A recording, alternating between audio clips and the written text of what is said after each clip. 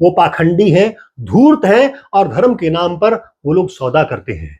धन कमाने के लिए वो लोग बैठे हैं। नमस्कार, स्वागत है आप सभी का हिंदुस्तान 24 पर और मैं आप सबके साथ विपिन चौधरी। आज हम धन निरंकार संत मत को लेकर बात करेंगे। बाबा हरदेव सिंह की दुर्घटना में मृत्यु के बाद उनकी बेटी सुदीक्षा जी महाराज गद्दी पर बैठी, जिसके बाद कई लोग ये सवाल उठाते हैं कि इस संत मत में तो परिवारवाद है। क्या संगत में कोई और अन्य ऐसा काबिल व्यक्ति नहीं था जो गद्दी पर बैठ सके? बातचीत करने के लिए आज हमारे साथ दिव्य शक्ति अखाड़े के आचार्य महामंडलेश्वर संत कमल किशोर जी मौजूद हैं। महाराज जी, बहुत बहुत स्वागत है आपका हिंदुस्तान 24 पर। हिंदुस्तान 24 के सभी दर्शकों को हमारा भी सादर वंदन, सादर नमस्कार, अभिवादन स्वीकार हो। महाराज जी, जो धन निरंकार संत मत है, क्या ये सिख संप्रदाय का एक अंग है या उससे अलग है? देखिए, जो मानने वाले थे बाबा दयालदास जी, जिन्होंने इनकी नींव रखी सन 1851 में, वो मानते तो श्री गुरु ग्रंथ साहब जी को ही थे।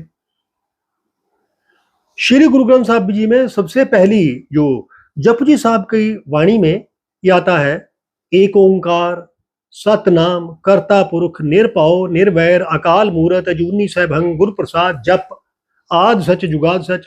यानी एक ओंकार, ओंकार एक है, आ उ मा ब्रह्मा विष्णु महेश यानी महाकाल एक है। एक ओंकार सतनाम, सत्य उसका नाम है, या सतत उसका नाम है, वो निरंकार है, सतत चला आ रहा है, उसके ना को आदि है ना अंत है। एक ओंकार सतनाम कर्ता पुरुष, करने वाला भी वही है। निर्भव निर्वैर, उसको किसी चीज का डर नहीं, उसका किसी से वैर नहीं, कोई दुश्मनी नहीं है। वो निरंकार, उस निरंकार को बाबा दयालदास जी ने स्वयं साक्षात्कार किया उस जमाने में। उनके दिमाग में एक बात आई कि हमें इस जो श्री गुरु नानक देव जी के बारे में थोड़ा सा मैं आपको बता दूं कि ये भी भगवान राम के अवतार थे, भगवान विष्णु के अवतार थे, और श्री गुरु गोविंद सिंह जी भगवान कृष्ण के अवतार थे। ये मैं नहीं कह रहा हूं, ये 100 साखी में दिया है, अगर चाहे तो कोई भी पढ़ सकता है, इसमें कोई दो राय नहीं है। इनका जो विवाद है सिख संप्रदाय से निकला हुआ, जैसे कहते हैं सिख संप्रदाय से निकला हुआ, तो गुरुवाणी को तो ये मानते ही हैं, लेकिन अलग अलग हो गए ये बाद में, अलग अलग हो गए बाद में। उसका भी कारण आपको बता देता हूं, जब आपने सवाल पूछ ही लिया है। अलग अलग इसलिए हो गए कि दशम गुरु श्री गुरु गोविंद सिंह जी ये कह गए कि श्री गुरु ग्रंथ साहब जी के बाद, आज के बाद कोई भी गुरु जीवित गुरु नहीं होगा। श्री गुरु ग्रंथ साहब जी को गुरु मान्य हो, गुरु ग्रंथ यानी इस ग्रंथ साहब को ही आपने गुरु मानना है। लेकिन हुआ क्या, अब आम आदमी को एक किताब समझ में नहीं आती है, तो क्या किया जाए, आम आदमी क्या करे। उस समय दो लोग सामने आए, एक बाबा बूटा सिंह जी और एक बाबा अवतार सिंह जी। ये 1929 की बात है। उन्होंने कहा कि एक जीवंत गुरु होना चाहिए जो लोगों को समझा सके, ज्ञान दे सके, प्रकाशित कर सके, उन्हें ब्रह्म ज्ञान दे सके, उनको आलोकित कर सके। अब दिया है, उसमें दिया में बाती भी है, तेल भी है, लेकिन वो प्रज्वलित नहीं है, जला हुआ नहीं है, तो क्या रोशनी देगा। उन्होंने ये सोचा, दोनों गुरुओं ने, कि हम मिलकर एक ऐसा मत बनाते हैं, लोगों को शिक्षा देते हैं निरंकार की, उस ईश्वर की, आलोकित करते हैं, जो मानव हित में काम कर सके। लोग मानव हित के लिए हम काम करें, इसको ध्यान में रखते हुए उन्होंने एक निरंकारी मिशन की स्थापना कर। यह बात धीरे धीरे धीरे धीरे धीरे सिख चरमपंथियों को पसंद नहीं आई। उन्होंने कहा, जब श्री गुरु गोविंद सिंह जी कह गए हैं तो वो फाइनल है, नहीं, जीवंत गुरु नहीं हो सकता, कोई भी होगा तो श्री गुरु ग्रंथ साहब होंगे। लेकिन किसी को किताब समझ में नहीं आती तो कुछ तो करना पड़ता ना, आम आदमी को समझाने के लिए कोई तो व्यक्ति चाहिए। लोगों ने इन्हें गुरु मान लिया।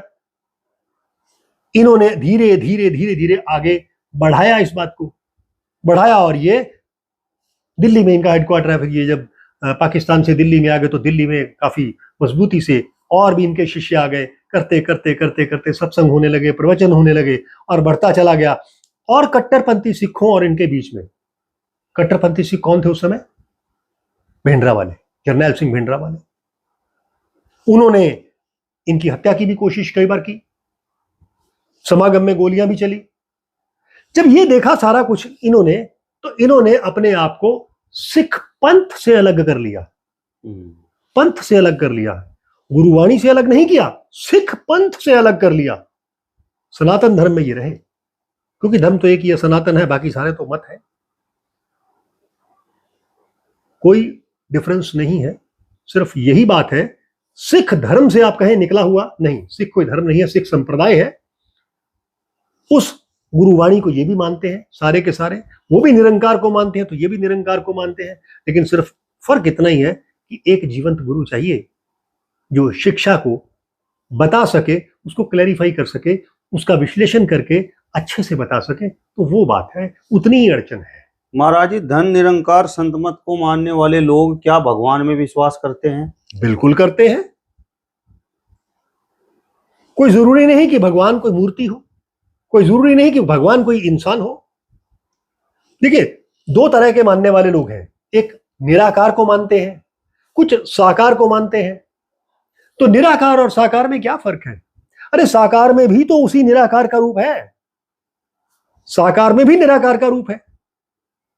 ये पूरा जो ब्रह्मांड है, ये सब ईश्वर की ही बनाई हुई प्रकृति तो है। ब्रह्म ने सर्वश्रेष्ठ कृति मैंने उसकी बनाई हुई, कोई कलाकृति जैसे बनाता है, वो सारी परमात्मा की बनाई हुई है। तो ईश्वर को तो सभी मानते हैं, चाहे वो राधा स्वामी मत हो, चाहे वो निरंकारी मत हो, चाहे वो ब्रह्मा कुमारी मत हो, सारे के सारे मानते हैं, सारे के सारे संप्रदाय मानते हैं कि ईश्वर है। और यहां तक कि मुसलमान भी मानते हैं, वो उसे अल्लाह का नाम देते हैं। अल इल्या, अल माने विशेष रूप से, इल्या मैंने पूजनीय है, ऋग्वेद का है शब्द है, अरबी में भी आता है। तो मानते तो सारे ही भगवान को है, ये भी मानते हैं। महाराज जी, क्या इस संत मत में परिवारवाद है? क्योंकि कुछ लोग सवाल ये उठा रहे हैं कि बाबा हरदेव सिंह की दुर्घटना में मौत के बाद उनकी बेटी सुदीक्षा जी को गद्दी सौंप दी गई। क्या पूरी संगत में कोई और ऐसा विद्वान व्यक्ति नहीं था जो इस संत मत को चला सके, गुरु बन सके? देखिए, बाबा हरदेव सिंह का जो परिवार है ना, उसको जो शिक्षा मिली हुई है वो बड़ी उच्च कोटि की आध्यात्मिक शिक्षा में है। जब कोई व्यक्ति आध्यात्मिकता में बहुत ऊपर चला जाता है तो वहां परिवारवाद, सब वाद खत्म हो जाते हैं। बाबा हरदेव जी की कनाडा में जब मृत्यु हुई तो उसके बाद माता सविंदर कौर जी को, यानी उनकी पत्नी को, कहा गया कि आप संभालिए, गुरु माता हैं आप, क्योंकि वो हमेशा उनके साथ रहती थी, आध्यात्मिक स्तर उनका भी बहुत ऊंचा था। उन्होंने संभाला, 2 साल तक संभाला, 2016 से 2018 तक संभाला उन्होंने। फिर देखा कि नहीं, उनकी 3 बेटियां हैं, उन्हें लगा नहीं, मेरी सबसे छोटी बेटी सुदीक्षा, वो बहुत ही ज्यादा आध्यात्मिकता में ऊंची उठ चुकी है, मानव की सेवा में ऊंची उठ चुकी है, अब वो पूर्ण रूप से निरंकारी मिशन को चलाने में सक्षम है, और इसलिए उन्होंने उसे गद्दी सौंप दी। तो इसमें क्या बुराई है? ये तो बहुत अच्छी बात है। अगर परिवार का ही कोई व्यक्ति आध्यात्मिक स्तर पे ऊंचा उठ जाए तो बड़ी अच्छी बात है। लेकिन मैं आपको और बताऊं, श्री गुरु नानक देव जी के 2 बच्चे थे, उन्होंने दोनों में से किसी को गद्दी नहीं दी, लेकिन उन दोनों बच्चों ने, लक्ष्मीचंद जी ने, आज का जो अखाड़े बने हुए हमारे, उन अखाड़े में एक उदासीन अखाड़ा है, वो उदासीन अखाड़ा उन्हीं के वंशज चलाते हैं।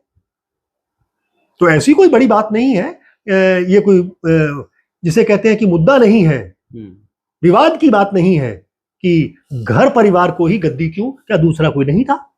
ऐसा नहीं है। सुदीक्षा जी महाराज की क्या खास बात है?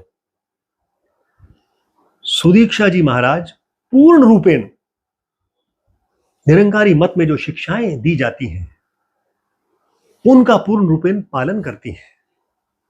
उनके चेहरे पे आप देखें कभी भी एक मुस्कुराहट खेलती रहती है, वो सभी को साथ लेकर चलने में सक्षम है।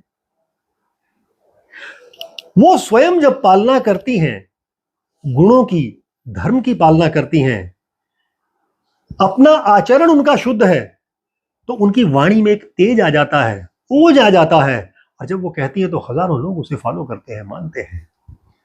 आपको बताऊं, इनका 3000 इनके विभिन्न विभिन्न आश्रम है, 70 से ज्यादा देशों में फैला हुआ है। बहुत ज्यादा अनुशासन भी है इनमें, और अनुशासन क्या है? कोई जबरदस्ती थोपा हुआ नहीं, अपने आप स्वयं स्फूर्त अनुशासन। गुरु को श्रेष्ठ मानना, गुरु की बात मानना, पालन करना, मानव के हितों को देखना, अपने आप में ही मतलब रखना, किसी दूसरे को दोषी नहीं ठहराना, किसी दूसरे की निंदा नहीं करना, चुगली नहीं करना, किसी पर दोषारोपण नहीं करना, मानव हित के कार्य करना, शांतिपूर्वक रहना, सभी को शांति प्रदान करना, ये है इस मिशन का उद्देश्य। इस मिशन का एक उद्देश्य ये भी है कि ये लोग बिना दान दहेज के शादी करवाने में विश्वास करते हैं, लोगों को प्रेरित करते हैं। क्या वास्तव में ये सच्चाई है? होना चाहिए, सच्चाई ही है। ये बहुत निर्धन बच्चियों की शादियां भी करवाते हैं। अब मान लीजिए किसी निर्धन पिता के पास शादी के लिए धन नहीं है, लेकिन वो बच्ची की एक इच्छा है कि नहीं, मेरी शादी भी कुछ हो, अच्छे ढंग से हो जाए मेरी शादी। इच्छा तो सब बच्चियों की होती है ना। और अगर निरंकारी मिशन वाले उसकी शादी करवा देते हैं, अच्छे से शादी करवा देते हैं, तो क्या बुराई है? ये तो बहुत बड़ी बात है, बहुत बड़ी सेवा है। और शास्त्रों में भी कहा गया है कि कन्यादान सर्वश्रेष्ठ दानों में से एक दान है, सर्वश्रेष्ठ दानों में से एक दान है कन्यादान। धन निरंकारी संत मत में रक्तदान को लेकर वर्ल्ड रिकॉर्ड है। हाँ, लेकिन है। कुछ लोग ये कहते हैं कि ये लोग बस अपने गुरु के आदेश अनुसार रक्तदान करते हैं। अगर किसी आम व्यक्ति को रक्तदान की आवश्यकता हो और गुरु का आदेश ना हो तो ये लोग रक्तदान नहीं करते। क्या वास्तव में सच्चाई है? आप भी रक्तदान करते रहते हैं? क्या आप भी किसी के आदेश का इंतजार करते हैं? देखिए, मेरे गुरु तो स्वयं महादेव और माता पार्वती जी हैं। उन्होंने तो मुझे यही आदेश दे रखा है कि बेटा, जब किसी को रक्त की जरूरत हो बाह आगे कर देना। मैं तो कर देता हूं, 156 बार रक्तदान कर चुका हूं, मैं तो बाह आगे कर देता हूं। लेकिन मैंने आपसे सुना है, आपने जैसे कहा है कि इनका विश्व रिकॉर्ड है, वास्तव में है। 70,000 आदमियों ने एक बार रक्तदान किया और Guinness book of world record में नाम दर्ज हो गया। लेकिन अब अगर ये गुरु के कहने पर ही कहते हैं, नहीं गुरु कहेगा तो ही रक्तदान करेंगे। हो सकता है कि किसी स्थानीय इकाई के प्रधान ने यह बात कह दी हो, स्थानीय इकाई के प्रधान ने, कि जब तक हमारे गुरु नहीं कहेंगे तब तक हम रक्तदान नहीं करेंगे। ऐसा नहीं होना चाहिए, क्योंकि इनकी शिक्षाओं में ऐसा नहीं है। गुरु ने तो यही सिखाया है कि जहां किसी भी मानव को जरूरत पड़े, आवश्यकता पड़े, उसे रक्तदान दो, उसकी जान बचाओ, उसका सुख देखो, उसे आनंद दो, उसे अंधकार से प्रकाश की ओर ले जाओ, उसे ब्रह्म ज्ञान प्रदान करो। यही तो इनके गुरुओं की शिक्षा है। निरंकार यानी उसका कोई आकार नहीं है, परमात्मा को कोई आकार नहीं है, लेकिन फिर भी उस परमात्मा का ज्ञान पहुंचाने के लिए कुछ ना कुछ तो साधन चाहिए, और वो साधन एक गुरु के रूप में सामने आता है, जीवंत गुरु के सामने आता है। और वो जीवंत गुरु ऐसी बात कभी नहीं कहेगा कि जब तक मैं आदेश ना हूं, सामने वाले को रक्त की आवश्यकता है और तुम रक्त ना दो। जीवंत गुरु ऐसा कभी नहीं कहेगा। निरंकारी क्या हिंदू हैं? देखिए, हिंदू भी एक संप्रदाय है, जहां तक मेरा कहना है, मेरा मानना है। ये सारा का सारा एक ही सनातन धर्म से निकला हुआ संप्रदाय है। शाखाएं हैं, जिस तरह से पेड़ की जड़ एक होती है लेकिन उसकी शाखाएं जाके ऊपर जाके अलग अलग हो जाती हैं, इसी तरह ये सब शाखाएं हैं, और सभी का मूल एक है, सभी का जड़ एक है। सभी एक ही चीज चाहते हैं, विश्व में शांति चाहते हैं, विश्व में आपसी भाईचारा, भेदभाव मिटाकर, अमीरी गरीबी का भेद मिटाकर, जाति पाति का भेद मिटाकर सबको सुख प्रदान करना चाहते हैं। उस परमात्मा से साक्षात्कार करवाना चाहते हैं, क्योंकि परमात्मा की प्रवाही हुई प्रकृति में कहीं कोई भेदभाव नहीं है। सूर्य सबको बराबर रोशनी देता है, हवाएं सबको बराबर सांस देती हैं, जल सबके लिए नदियों का बराबर होता है, कोई भी पी ले आके। और वैसे भी देवी सुदीक्षा जी तो एक संत है, आदरणीय परम पूजनीय संत श्री बाबा हरदेव सिंह जी की, और सविंदर देव जी की वो पुत्री है। तो सीधी सी बात यह है कि वो ऐसा यही चाहती हैं कि सब शांति पूर्वक जिएं, आनंद पूर्वक जिएं और सभी के जीवन में प्रकाश फैले। किसका? प्रेम का प्रकाश फैले, सभी की आत्मा प्रकाशित हो, और यही उनका संदेश भी है। धन निरंकारी संत मत को मानने वाले जो लोग हैं, क्या उनके लिए गुरु से बढ़कर कुछ भी नहीं है? हाँ, क्योंकि गुरु ने ही तो रास्ता दिखाया। अगर गुरु ना होता तो परमात्मा से मिलाता कौन? अगर गुरु ना हो, गुरु शिक्षा ना दे तो कैसे होगा? गुरु तो मील का पत्थर है ना, जिसपे लिखा रहता है कि इस दिशा में जाना है। गुरु हाथ पकड़ के ले जाता है उस तरफ को, इसलिए गुरु की बात मानना जरूरी होता है। तभी तो कहते हैं गुरु गोविंद दो खड़े काके लागू पाए, है ना। तो गुरु जो सबसे बड़ा है ही गु रूह, गु मैंने अंधकार, रूह मैंने प्रकाश, जो अंधकार से प्रकाश की ओर ले जाए, जो आपके भीतर जो अज्ञान है उसके अंधेरे को मिटा दे, जो आपके भीतर नफरत है, घृणा है, उसको प्रेम में बदल दे, जो आपको भारी से हल्का कर दे, वही तो गुरु है। और यही काम तो निरंकारी मिशन वाले करते हैं। कुछ लोग तो कहते हैं कि अनुशासन के मामले में तो राधा स्वामी संत मत नंबर 1 है। वो अपनी जगह है, राधा स्वामी वाले अपनी जगह है, निरंकारी वाले अपनी जगह है, और साथ ही साथ देखा जाए तो ब्रह्मा कुमारी वाले अपनी जगह है। हर एक का अपना अपना मत है, अलग अलग तरीके हैं। जैसे यहां से मान लीजिए कि मेरी मंजिल हो दिल्ली, मुझे दिल्ली जाना है, या तो मैं पैदल चला जाऊं, या साइकिल से चला जाऊं, शामली के रास्ते चला जाऊं, मेरठ के रास्ते चला जाऊं, ट्रेन से चला जाऊं, या हवाई जहाज से चला जाऊं, पहुंचना तो दिल्ली है ना। अंतिम लक्ष्य क्या है? परमात्मा को पाना। और परमात्मा को पाना क्या है? प्रेम को पा लेना, प्रेम की अनुभूतियों को पा लेना, सुखों को पा लेना, आनंद को पा लेना, दुखों का अंत हो जाना। यही तो है परमात्मा को पाना। वरना इसी पृथ्वी पर आप नर्क भोग लें नकारात्मकता से, लड़ाई झगड़े से, और इसी पृथ्वी पर चाहे तो आप स्वर्ग भोग लें।